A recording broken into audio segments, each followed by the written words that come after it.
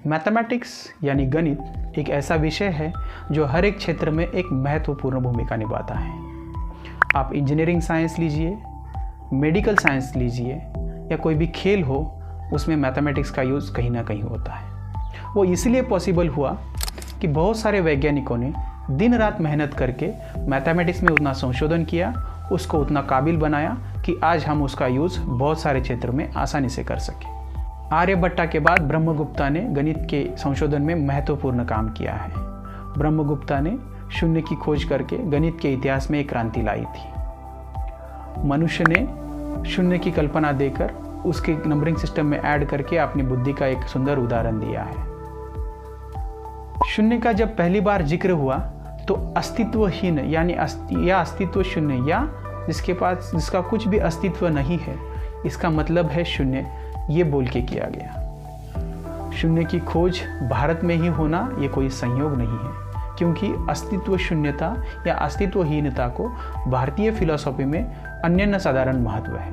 नमस्कार दोस्तों, मैं विशाल निकम आपका इस वीडियो में बहुत बहुत स्वागत करता हूँ। आज के इस वीडियो में हम नंबरिंग सिस्टम, जीरो की कल्पना, उसका संशोधन और उसके प्रचार के बारे में जानेंगे। अति प्राचीन काल से ही मेजरमेंट होता था। इसके रेफरेंसेस कई जगह मिलते हैं, जैसे महाभारत में 100 कौरव थे या रामायण में रावण के 10 सिर थे। इससे हमको पता चलता है कि 100 नंबर, 10 नंबर या अलग अलग नंबर्स अति प्राचीन काल से ही यूज़ होते हैं। इसके और भी कई रेफरेंसेस है, जैसे ऋग्वेद में हम देखेंगे तो अष्ट करना गाय, स्तुना करना गाय, ऐसे रेफरेंसेस मिलते हैं। अष्ट करना गाय यानी ऐसी गाय जो 8 नंबर पे हो या फिर जिसके ऊपर 8 नंबर का मार्किंग हो। स्तुना करना गाय यानी उस ऋग्वेद में एक नंबर को डिनोट करने के लिए स्तंभ का यूज़ करते थे, और स्तुना मतलब स्तंभ, यानी ऐसी गाय जो 1 नंबर पे हो या फिर ऐसी गाय जिसके नंबर ऊपर 1 नंबर का मार्किंग हो। इससे हमको पता चलता है कि 1 नंबर, 8 नंबर जैसे नंबर्स का रेफरेंसेस हमको ऋग्वेद से मिलता है। सम्राट अशोक के कार्यकाल में भी अलग अलग नोटेशंस यूज़ करते थे। इसमें आप देख सकते हैं अलग अलग नंबर्स को लिखने के लिए अलग अलग जगह अलग अलग नोटेशंस हैं। इसमें आप ये चीज़ें देख सकते हैं। इसमें मेनली उनके द्वारा या उनके शिष्यों के द्वारा बनाए गए लेनियों में इसके रेफरेंसेस हैं। ख्रिस्ती पूर्व 4 शतक में नंबर्स को लिखने के लिए या फिर लिखने के लिए खारोष्ठी लिपि का यूज़ करते थे। खारोष्ठी लिपि ऐसी थी, संस्कृत लिखने के लिए या गंधार संस्कृति की गंधारी भाषा, इनको लिखने के लिए एक विशिष्ट लिपि यूज़ करते थे, उसको बोलते थे खारोष्ठी। इसके भी इन भाषाओं में भी नंबर्स को लिखने के लिए अलग अलग नोटेशंस यूज़ किए जाते थे। इसमें आप देख सकते हैं 1 से 4 नंबर को लिखने के लिए ये नोटेशंस यूज़ करते थे। आगे जाके उन्होंने 10 और 20 इन नंबर्स को लिखने के लिए भी ये कुछ नोटेशंस यूज़ किए हैं। ब्राह्मी लिपि एक ऐसी लिपि है जो देवनागरी लिपि से भी पहले यूज़ की जाती थी। ब्राह्मी लिपि में नंबर्स को लिखने के लिए भी कुछ नोटेशंस यूज़ किए गए हैं। उसमें आप ये देख सकते हैं, जीरो की कल्पना के पहले नंबर्स लिखने के लिए ये नोटेशंस यूज़ करते थे। जीरो के कल्पना के बाद नंबर्स को लिखने के लिए ये नोटेशंस यूज़ करते थे।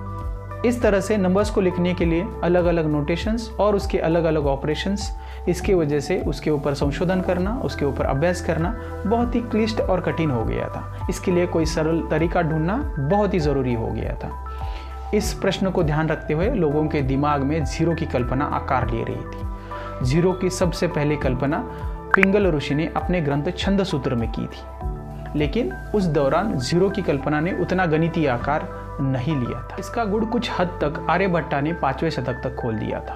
उनके लिखे गए ताम्रपटों में हमको ये रेफरेंसेस मिलते हैं कि उन्होंने जीरो का यूज़ कई बार अपने कैलकुलेशंस में किया है। इस तरह से पहली बार पहले शतक में पिंगल ऋषि ने जीरो का जिक्र किया, और आगे जाते 5वें शतक तक उसने कुछ हद तक गणितीय आकार लिया था। इसकी वजह से भारतीय गणित की चर्चा पूरे विश्व में होती थी। प्राचीन काल में भारतीय गणित में बहुत ज़्यादा प्रगति हुई थी। हम ऐसा बोल सकते हैं, भारतीय गणित विश्व के लिए एक केंद्र बिंदु बन चुका था। इसलिए हर साल अलग अलग देशों से लोग गणित के विषयों पर चर्चा करने के लिए भारत आते थे। हम लोग उसको कॉन्फ्रेंस या परिषद बोलते हैं। ऐसे ही एक परिषद का आयोजन चल घराने के राजा व्याघ्रमुख ने किया था, और उस परिषद की पूरी जिम्मेदारी उन्होंने भारतीय गणितज्ञ के ऊपर दे रखी थी। परिषद के दिन हर एक व्यक्ति अपने देश में किए गए संशोधन के बारे में बोल रहा था। लेकिन सबके भाषण से यही चीज़ प्रतीत हो रही थी कि अलग अलग देशों में संख्याओं को लिखने के लिए अलग अलग पद्धति है और उनके ऊपर किए जाने वाले ऑपरेशंस के तरीके भी अलग अलग है।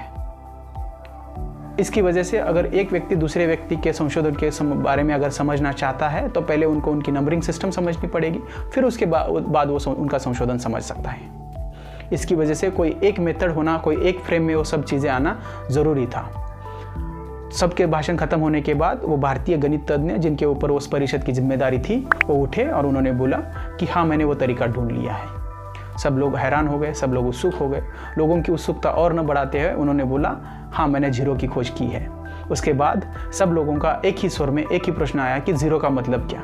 उसके बाद उस भारतीय गणित तज्ञ ने जीरो की थ्योरीज इंडिया के लोगों के सामने रखी।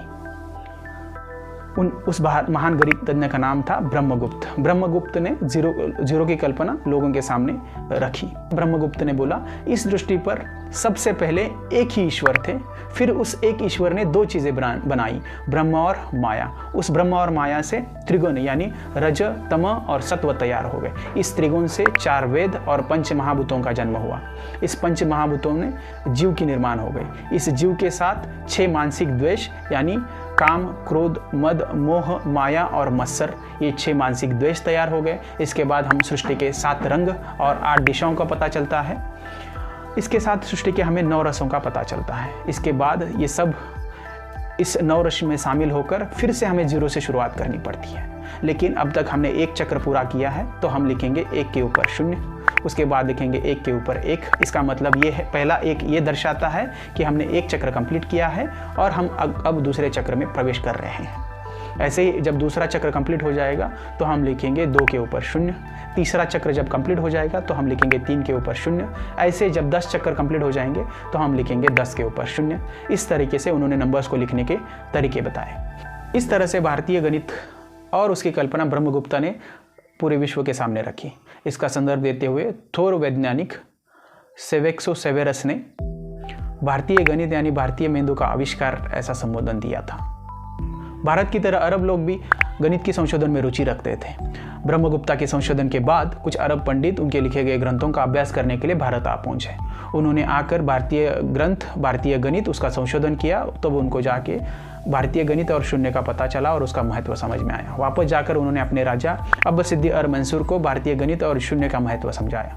अब्बासिद्दीन-अल-मंसूर ने ब्रह्मगुप्त की लिखी गए कुछ ग्रंथों की कॉपीज अपने देश में मंगवाकर उसका अरबी भाषा में उन्होंने भाषांतर किया और लोगों के लिए वो उपलब्ध कर दिया। इस तरह से भारतीय गणित और शून्य की खोज का प्रवेश अरब कंट्रीज में हो चुका। अरब लोग संख्या लिखने के लिए लकड़ी और मिट्टी का यूज करते थे, इसलिए उन इस संख्याओं को धुराक्षर ऐसे बोलते थे। अरब लोग व्यापार में भी आगे थे। इस संख्या पद्धति से हम और अच्छा व्यापार कर सकते हैं, इस विचार के साथ ये गणितीय पद्धति बाहर नहीं जानी चाहिए। इसीलिए जो लोग मुस्लिम नहीं है उनके लिए ये पद्धति सीखने पर पाबंदी लगाई गई, उसके लिए अलग से कानून बनाए गए। लेकिन जब यूरोपियन कंट्रीज़ के लोग अरब देश में संशोधन के लिए जाते थे, उनको ये चीज़ महसूस होती थी कि अरब लोग हमसे कुछ छुपा रहे हैं। इसी उत्सुकता की वजह से अल्डाड नाम के एक व्यक्ति ने मैं इस्लाम का भक्त हूँ ऐसे जताकर उस यूनिवर्सिटी में दाखिला कर लिया जहाँ सिर्फ अरब लोगों को एडमिशन दिया जाता था। उन्होंने वहाँ पे जाकर पढ़ाई की तो उनको पता चला कि भारतीय गणित या फिर जीरो की खोज हुई है। तो उन्होंने पढ़ाई ख़त्म करके यूरोपियन कंट्रीज़ में जाकर या इंग्लैंड में जाकर उन्होंने हिसाब अल जफ्र इस ग्रंथ का लैटिन भाषा में रूपांतर किया। इस तरीके से भारतीय गणित और उसके खोज यूरोपियन कंट्रीज़ में पहुंच चुकी थी। लेकिन यूरोपियन कंट्रीज़ के लोग इस गणित को अरबिक गणित बोलते थे क्योंकि वो अरब कंट्रीज से उनके देश में गया था। ख्रिस्ती पूर्व 985 में भारतीय गणित और शून्य की खोज स्पेन में जाकर पहुंची थी। ये भारतीय गणित और शून्य की खोज स्पेन में पहुंचाने के लिए सबसे बड़ा काम किया है गर्दत दो ऑरेलिक। इसके बाद भारतीय संख्या पद्धति और शून्य के प्रसार करने का काम इटालियन गणित तज्ञ फिबोनाची ने किया था। फिबोनाची ने अपने ग्रंथ लिबर अब्बाची में इसके प्रसार का काम किया है। उनका ग्रंथ लिबर अब्बाची की वजह से भारतीय संख्या पद्धति, खगोल शास्त्र, संख्या शास्त्र, नौकानयन और बाकी दूसरे विषयों में किया जाने लगा। 1299 तक भारतीय गणित इतना प्रचलित हुआ कि अब सभी कंट्रीज़ में वो यूज़ करने लगे। लेकिन दूसरी तरफ जो लोगों ने ऑलरेडी कुछ सिस्टम डेवलप कर रखी थी, वो अब इस भारतीय गणित का द्वेष करने लगे।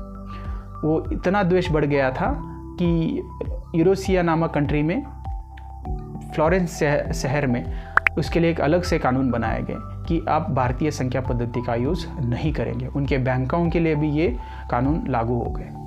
लेकिन आगे जाके उनको ये चीज़ पता चल गई कि भारतीय संख्या पद्धति एक आसान तरीका है नंबर्स को लिखने के लिए, इसलिए उन्होंने भारतीय संख्या पद्धति का अवलंबन करना शुरू किया।